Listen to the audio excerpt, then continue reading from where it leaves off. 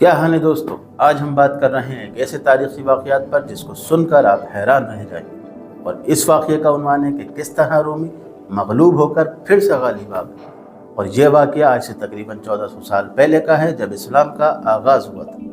اس وقت فارس اور روم ان دونوں سلطنتوں میں گھمسان جنگ چھڑی ہوئی تھی۔ اس دور میں اہل فارس ماجوسی تھے، اس لیے عرب کے مشرکین ان کی طاقت کو پسند کیا کرتے تھے، اور دوسری طرف رومی اہل کتاب تھے، اس لیے مسلمانوں کو ان کا فتح یاب ہونا اچھا محسوس ہوتا تھا۔ خسرو پرویز بادشاہ فارس اور کیسر روم، ان دونوں بادشاہوں کا فوجی دستہ سرزمین شام کے قریب آمنے سامنے جنگ کے لیے تیار ہو گئے، اور ان دونوں سلطنتوں میں گھمسان جنگ کے بعد اہل فارس رومیوں سے یہ جنگ جیت جاتے ہیں۔ اس جنگ میں رومیوں کی شکست ہو جانے کی خبر مسلمانوں کو بڑی ناگوار گزرتی ہے، اور جب یہ خبر کفار مکہ کو ملی کہ فارسی رومیوں سے جنگ جیت گئے ہیں، تو وہ اس خبر سے خوش ہو کر مسلمانوں سے کہنے لگے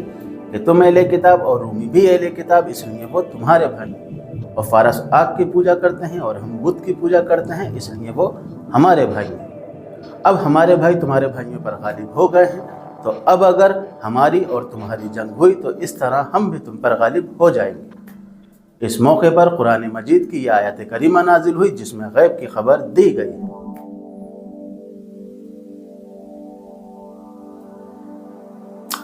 حضرت ابوبکر صدیق رضی اللہ تعالیٰ عنہ نے ان آیات کو سن کر کفار مکہ میں یہ اعلان کرا دیا کہ خدا کی قسم رومی فارس پر غالب ہو جائیں گے، لہٰذا اے کفار مکہ تم اس وقت کے نظریہ جنگ سے خوشی نہ مناؤ۔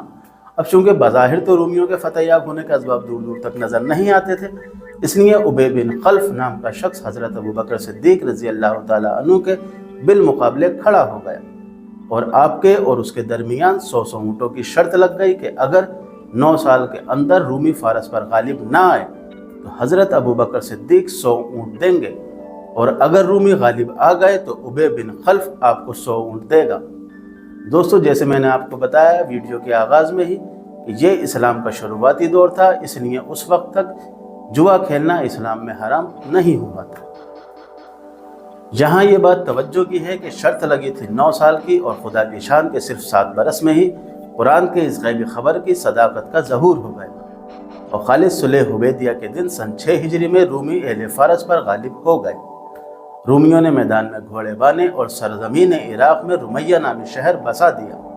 اور حضرت ابوبکر صدیق رضی اللہ تعالیٰ عنہ نے شرط کے 100 اونٹ ابی بن خلف کی اولاد سے وصول کر لی، کیونکہ اس درمیان وہ مر چکا تھا۔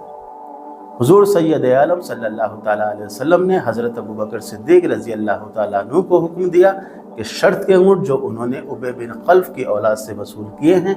وہ سب صدقہ کر دیں، اور اپنی ذات پر کچھ بھی صرف نہ کریں۔